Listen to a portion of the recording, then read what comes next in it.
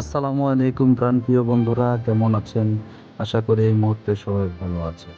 চলে আসলাম রাজশাহী কেন্দ্রীয় botanical garden ও চিড়িয়াখানায়।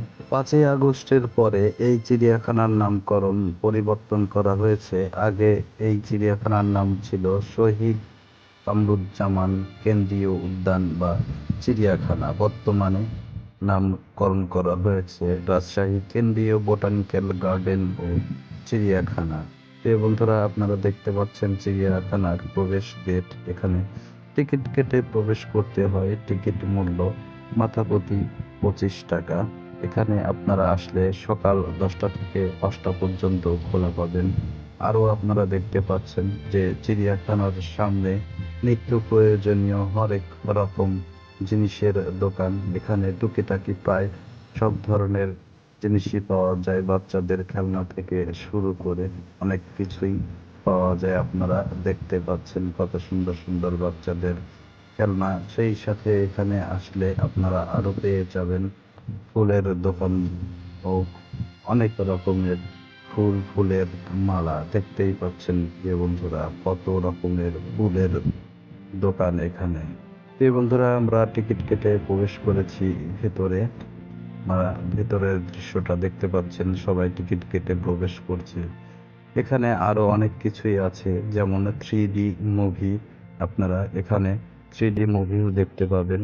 3D মুভি টিকিট কাউন্টার আলাদা, সেখানকার টিকিট মূল্যটাও আলাদা। প্রিয় বন্ধুরা, আমার ভিডিওটি দীর্ঘ হওয়ার কারণে কয়েকটি পর্বে বিভক্ত করেছি। আজকে আমি আপনাদের সামনে তুলে ধরব প্রথম পর্ব। আশা করি সাথে ও পাশে থাকবেন, সেই সাথে সম্পূর্ণ ভিডিওটি দেখবেন। রাজশাহী মহানগরবাসীর অন্যতম বিনোদন কেন্দ্র হলো এই চিড়িয়াখানা। এটি রাজশাহী শহরের অন্যতম বিনোদন কেন্দ্র এবং শিশু পার্ক হিসেবে ব্যবহৃত হয়। ব্রিটিশ আমলে ইংরেজরা আমাদের দেশে ঘোড়দৌড় বা রেস খেলার প্রচলন করে। খেলা দেখা ও বাজি ধরায় প্রচণ্ড উত্তেজনা সৃষ্টি হতো। শহরাঞ্চলেই ঘোড়দৌড় মাঠ বা রেসকোর্স ছিল।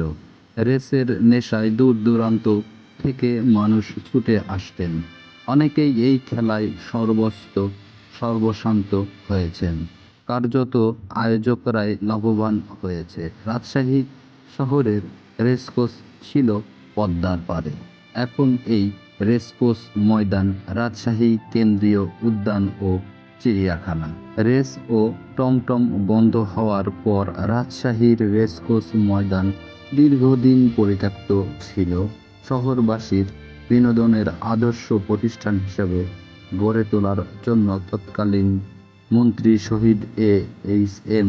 কামরুজ্জামান ও জেলা প্রশাসক আব্দুর রউফ এখানে উদ্যান নির্মাণে গুরুত্বপূর্ণ অবদান রাখেন। 1972 সালে এর কার্যক্রম শুরু করা হয়। প্রায় 33 একর ভূমিতে নির্মিত উদ্যানটিকে জেলা পরিষদের নিকট থেকে 1996 সালে 26শে নভেম্বর রাজশাহী সিটি কর্পোরেশন গ্রহণ করে।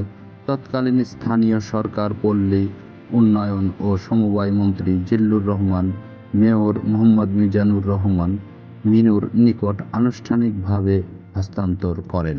প্রিয় বন্ধুরা, আপনারা এতক্ষণ শুনছিলেন এই চিড়িয়াখানার ইতিহাস। ভিডিওটি কেমন লাগলো অবশ্যই কমেন্টে জানাবেন। যদি ভালো লেগে থাকে অন্যকে দেখার সুযোগ করে দেবেন শেয়ার করে দিয়ে। আবারও দ্বিতীয় পর্ব নিয়ে আমি নয়ন আপনাদের সামনে হাজির হব। ধন্যবাদ সবাইকে।